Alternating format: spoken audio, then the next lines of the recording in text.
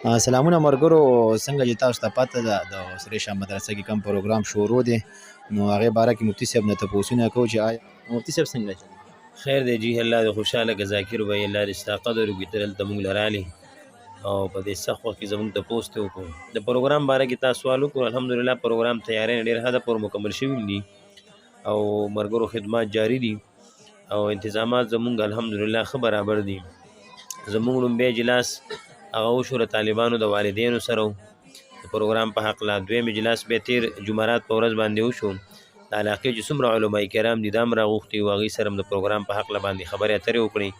او نن یعنې د خیلي په ورځ باندې د کلي چې کوم نوجوانان یا مشرانو د هغوی په هکله باندې اجلاس و، هغوی ته خپل خدمت حواله کولو چې یاره په دغه ورځ باندې کومې ذمهوارۍ دي د ګاډو دپاره د ځای انتخاب وشو او د هغې ذمهواري ملګرو واخیستله. پنډال کې د اوبو چې کومه ذمهواري وه هغه هم ملګرو په سر باندې واخیستله.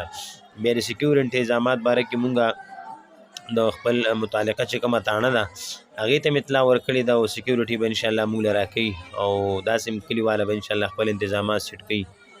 برپور الحمدلله تیاری بس مکمل دی او دغه ورځې ته انشاءالله انتظار دی که خیري بس. مفتي صاحب یقینا چې سیکورټي ډېره زیاته سخته ذمهواري، نو د هغې ذمهوارۍ باره کې چې کوم دی تاسو ښایسته خبرې وکړې د هغه هم شوې ده، او د ګاډو باره کې او میلمانه چې کوم راځي نو هغوی ته څه ترتیب ځای ټیک دی؟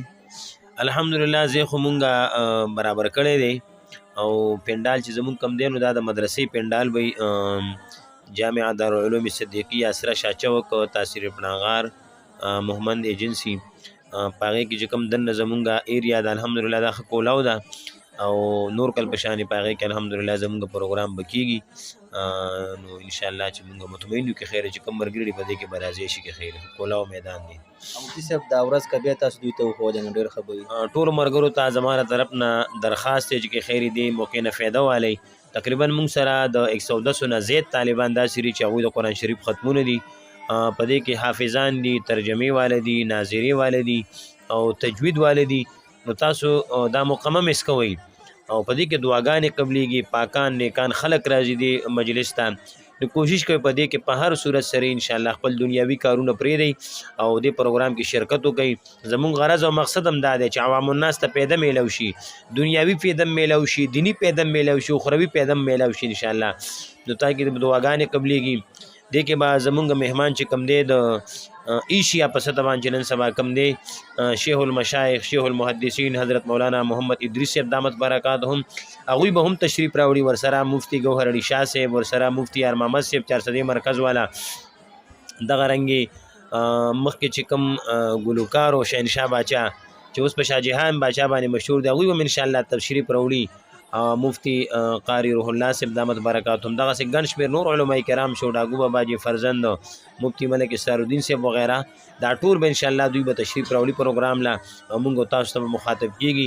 برپور زموږ د طرف نه ټولو ملګرو ته دعوت دی چې انشاءالله په دې پروګرام کې شرکت وکړئ. دا د یو کلي پروګرام نه دی بلکې دا د تمام علاقې پروګرام دی، د ټول تاثیر پناغار پروګرام دی په سطح. انشاءالله برپور دې دپاره لږې دعاګانې مو کوئ او دې کې به انشاءالله برپور شرکت کې خیري کوئ. مهرباني غاري صاحب الله هم خوشحاله لره او ورځ هم دغه ګل ورځ را روانه او شلم تاریخ دی راروان ګل ورځ دی راروانه چې کومه د فیر ورځ ده ورځ دو ته پاتې دی کې او سهار 9 بجو نه واله به انشاءالله داسې 12 بجو پورې کې خیر زموږ پروګرامي تاسو انشاءالله برپور شرکت کې خیر په دې کې وکړئ. خوشحاله او اباد اوسئ. ډېره مننه.